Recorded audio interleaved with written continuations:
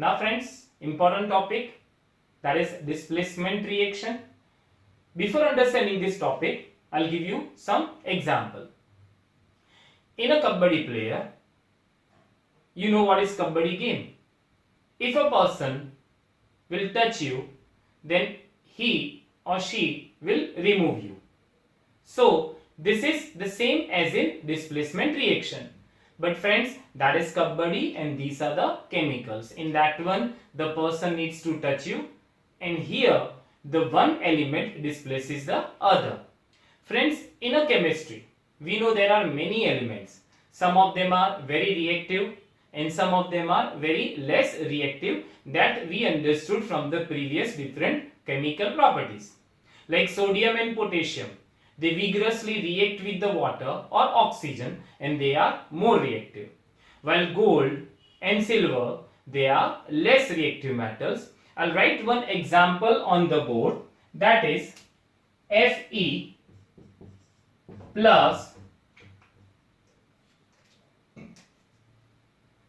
CuSO4. Friends, Fe, that is iron, CuSO4, that is copper sulfate. When you add iron filings or a nail into copper sulfate solution, what happens in the chemical reaction? Friends, here the metal Fe is more reactive than metal copper. So Fe will displace copper and it will form FeSO4, and the copper is separated from the copper sulfate solution.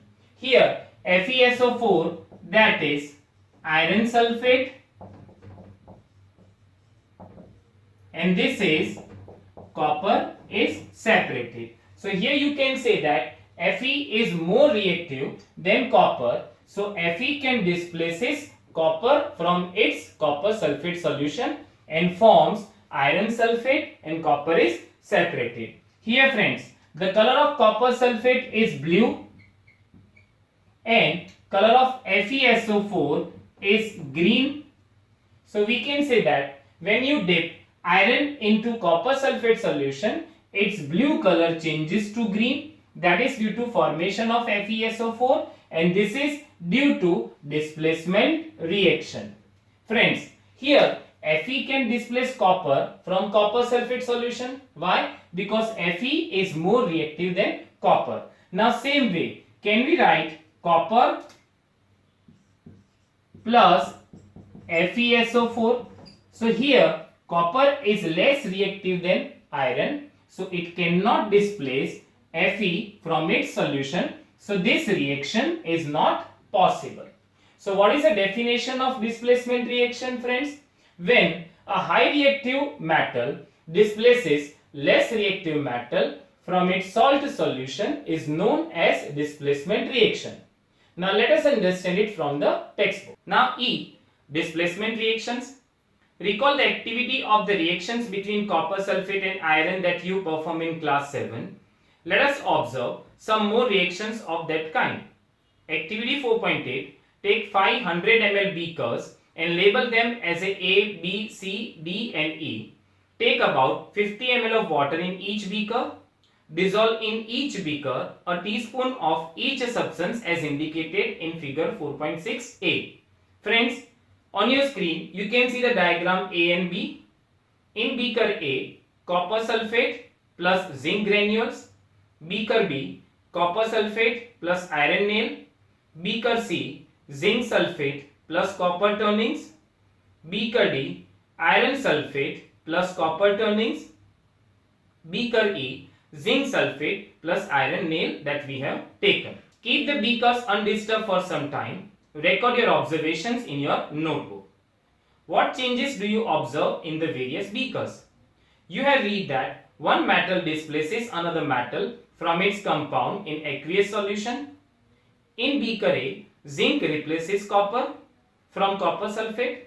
That is why the blue color of copper sulfate disappears and a powdery red mass of copper is deposited at the bottom of the beaker. The reaction can be represented as follows. copper sulfate, that is CuSO4, plus zinc, that is Zn, gives us zinc sulfate, that is ZnSO4, plus copper, that is Cu. You can write down the reaction taking place in beaker B in a similar manner. I have understood the reactions taking place in beaker A and B, but I am still confused why there is no change in beaker C, D and E. There could have been displacement of zinc by copper in beaker C and by iron in beaker E. Similarly, iron could be displaced by copper in beaker D. Since we do not see any change in beaker C, we can infer that copper is not able to replace zinc from zinc sulfate. But why? When zinc can replace copper in beaker A, why cannot copper replace zinc in beaker C? Remember that science is not arbitrary. It follows definite rules based on facts. And the rules here is that zinc is more reactive than copper and iron.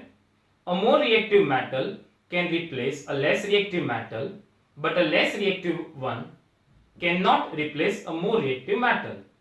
Now you can understand why there are no displacement reactions in beaker D and E also. Can you guess the sequence of metals from more reactive to less reactive among zinc, iron and copper?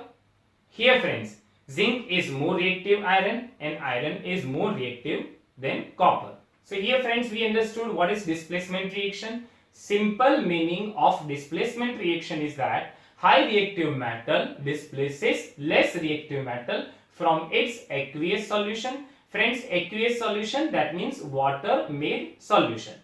By this displacement reaction, we can also check the reactivity comparison between two metals. Now, topic 4.3, uses of metals and non-metals. You should be able to guess why metals are used in making machinery, automobiles, aeroplanes, trains, satellites, industrial gadgets, cooking utensils, water boilers, etc. You are also familiar with the uses of some non-metals. Here are some interesting ones. We are sure that you will guess them right. First, non-metal essential for our life which all living beings inhale during breathing. So here friends, that is oxygen. Non-metal used in fertilizers to enhance the growth of plants. So that is nitrogen. Non-metal used in water purification process. So friends, that is chlorine. Non-metal used in the purple colored solutions which is applied on wounds as an antiseptic. So that is iodine friends. Non-metal used in crackers. So that is sulfur. You may add some more uses of metals and non-metals from your experiences. So here friends, in this chapter we understood about metals and non-metals, their physical properties, their chemical properties and at last their uses. Friends, in this chapter there are some chemical reactions that you need to learn and understand. What is important for the chemistry? You should know. Here I have written on the board Fe. So Fe, that means iron. Cu, so that is copper. S, so that is sulfur. O for oxygen. These are the symbols of elements that you need to learn properly first. Only a few which are given in your syllabus. Thereafter, CaSO4 is a compound and the name of this compound is copper sulfate. So I advise you, whatever the compound or element given in your textbook, that you need to learn. So now read the chapter thoroughly, do important terms underline, complete the exercise, and whatever you have a doubt, you can ask me on my WhatsApp. Again, my WhatsApp number is written here, that is 9016487991. Thank you.